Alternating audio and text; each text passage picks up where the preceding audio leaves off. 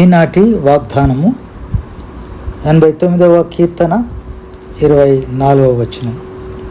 నా విశ్వాస్యతయు నా కృపయు అతనికి తోడయుండును, నా నామమును బట్టి అతని కొమ్ము హెచ్చింపబడును. జీవితమంతా పాడుచుందును నీ మేలులకు ఓ ప్రభువా, నాయుష్కాలమంతయును